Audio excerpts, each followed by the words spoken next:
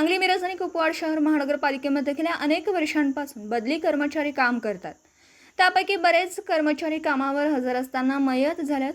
कायमचा कर्मचारी अपघाती अथवा कामावर मयत झाल्यास त्याच्या वारसांना तातडीने 10 लाखांची मदत दिली जाते, तर त्यांच्या जागी काम करणाऱ्या बदली कर्मचाऱ्याला अनुदान का मिळत नाही, याची महापालिका प्रशासनाने गांभीर्याने दखल घेऊन मयतांच्या वारसांना तातडीने मदत न केल्यास मंगळवार दिनांक 3 सप्टेंबर रोजी दुपारी 3 वाजता महापालिका दरवाजासमोर बोंब मारो आक्रोश आंदोलन करण्यात येणार आहे।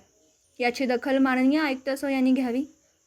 महोदय, बदली, रोजंदारी व मानधन कर्मचाऱ्यांचा जो प्रस्ताव महाराष्ट्र शासनास पाठवण्यात आला होता, त्यामध्ये सुधारणा करून बदली कर्मचाऱ्यांची संज्ञा रोजंदारी बदली अशी दुरुस्ती करून शासनास त्वरित पाठवावी ही विनंती।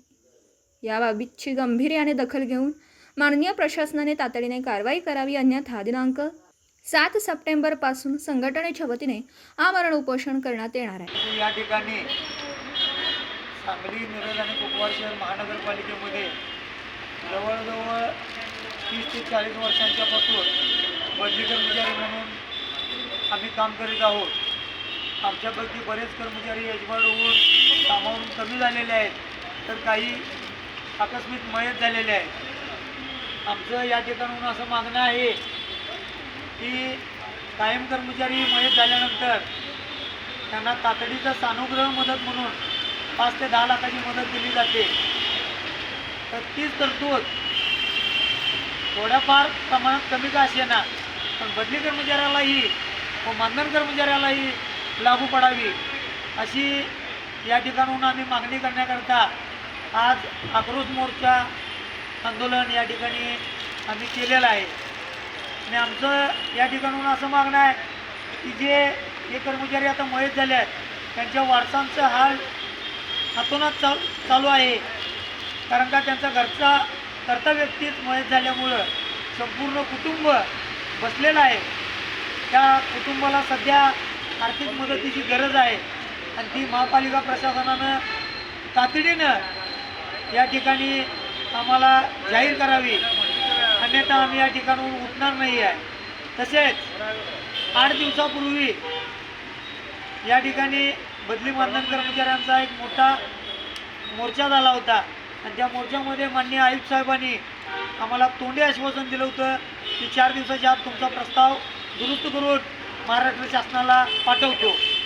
त्या बाबतीत अजून कोणतीही कारवाई झालेली नाही। जर आज किंवा उद्या 2 दिवसात त्याबाबत कारवाई नाही झाली व आम्हाला आता या ठिकाणी लेखी स्वरूपाचं काही आश्वासन नाही मिळालं तर आम्ही ही जागा सोडणार नाही, असं कर्मचारी चतुर्सदनी कर्मचारी महासंघाच्या वतीनं मी ठामपणे जाहीररित्या हे सांगत आहे।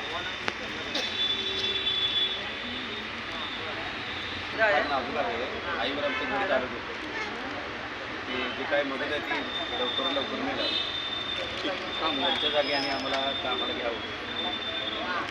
त्यांची मुलगी आहे मी, आणि आज आमचं कुटुंब पूर्ण उपाशी आहे। एवढी आमची परिस्थिती बेकार झाली।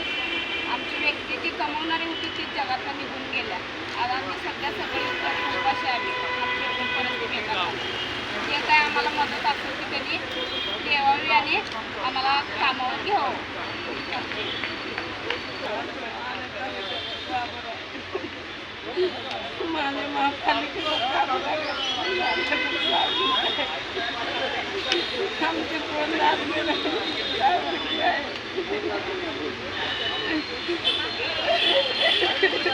काय मागणी आहे तुमची, बोला। काय एवढं कुटुंब आहे आमचं, पण